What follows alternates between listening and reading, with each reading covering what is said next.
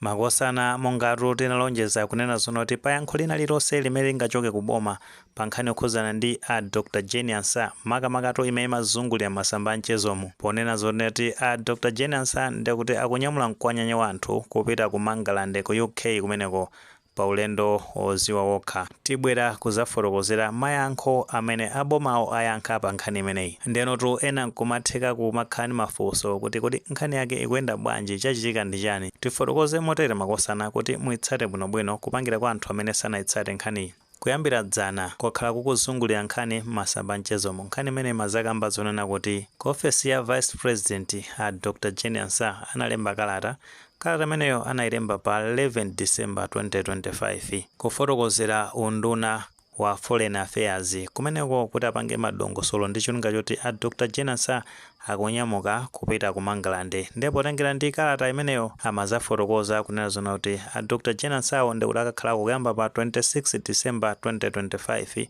kukamaliza pa 10 January 2026. Kuchoka pamenepo tinazonanso chikalata china chimene chinamba kuzungulira. Chikalata chimenecho chimazafotokozera kunena zona kuti ngakhale kuti a Dr. Jane Ansah ulendo akuyenda ndi wa private komano atengako chinkwanyanya cha anthu. Nde potenga ndi chikalatacho amazafotokoza kunena zona kuti anthu amene akupita kumeneko ndikuti ndochoka ku ofesi ya Vice President. Nde anthu ake amanena zona kuti atenga timu ya protocol, atenganso timu ina ndekuti ya medical, kuphatiza panepo ndete kunali timu ya security, kenakono anazatenganso timu ya personal assistant. Chikalata chake ndekuti ndi chimene muchiona chikuyenda pa skini panopo chimene chimazafotokoza zimenezi.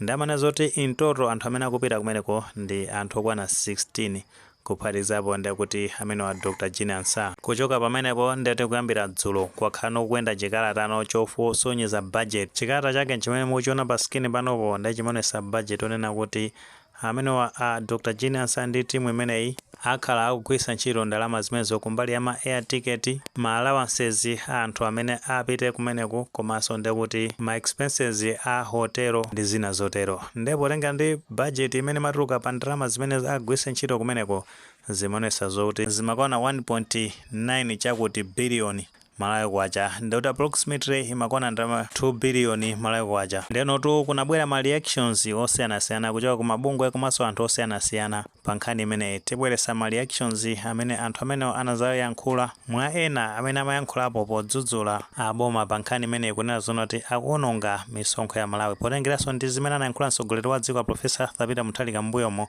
kunena zona kuti ayika ma austerity measures ofuna kuteteza chuma cha dziko la Malawi. Ndi ambiri amadzudzula kuti akuyankhula zina komanso akuchitanso zinthu zina. Ndi amene anayankhulapo ndi ngati a Center for Social Accountability and Transparency amene atundi a Wile Kambwandira amene ali wamkulu wa bungwe limeneli. Kuchoka pamenepo tinaona kuti a Sylvester Namiwa anapangisa press briefing pamene amayankhula zimene zozuzulaso aboma pa nkhani imene kuti ndalama zosachuluka kwambiri sangagwiritse ntchito misonkho ya Malawi motero. Kuchoka pamenepo ndekuti HRDC nawso analemyankhulapo nkhani imeneyi, kenako tinaonanso aonjezani kenani nawso anazayankhulaponso kudzudzula zimenezi. Kuchoka pamenepo tinaona bungwe lija limadziwa kuti National Advocacy Platform mosogozedwa ndi a Benedicto Kondowe nawso anazayankhulaponso zawo kudzudzulaso kunoti asamachite zinthu zimene ndizosemphana ndi zimene amayankhula. Kenakono tinazoonanso kuti achipani cha Malawi Congress Party kuzera kwa wachiri wa mneneri wa chipani chimenechi amene atundi abambo Ken Nsonda nawso anazayankhulapo kudzudzula zimenezi.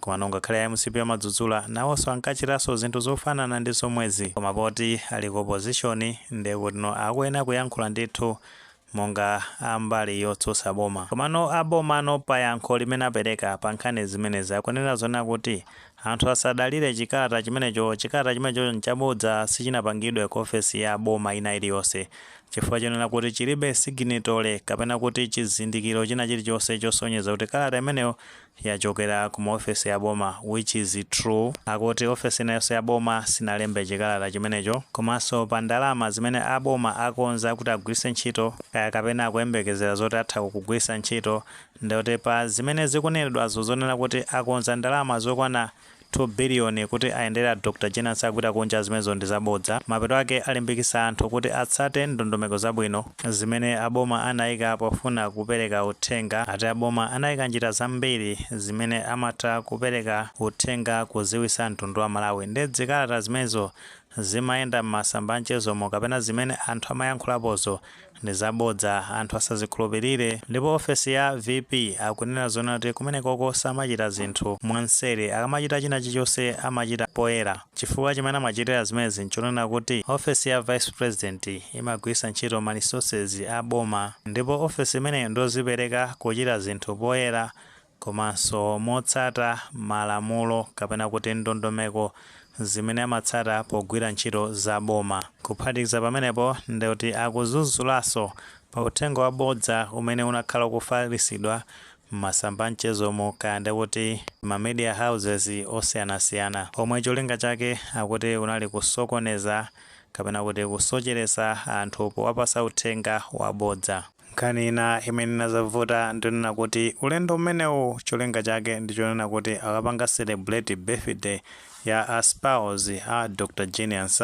Ndi ma expenses amene akupita pamenepo ndikuti akagwiritsa ntchito yake inali imene ngakhale amanena zona kuti ulendo umene ndi wa private. Komano nkhani yonseyi kuona kuti inapanga escalate kwambiri potengeranso kuti ku ofesi imene ya Vice President kapena maofesi aboma anali asanabwere kuzayankhapo pa nkhani zimene ndi chifukwa chake zinapezera zona kuti zafalikira kwambiri poona kuti aboma sakuyankha ndero nkutheka kuti nkhani zimenezo ndi zoona. Komano nkhani zake zikuyenda motero, sitikudziwa muli maganizo pa nkhani imeneyi. Ngati maganizo amene muli nawo maka pamene tifotokoza zona kuti ku ofesi ya boma ndikuti ayankhapo pa nkhani zimene zimazungulira kunena zona kuti a Dr. Genius akututa anthu okwana 16 kupita nawo ku Mangalande, kuphatikiza panepo ndikuti akugwiritsa ntchito ndalama za boma zokwana 2 biliyoni Malawi kwacha.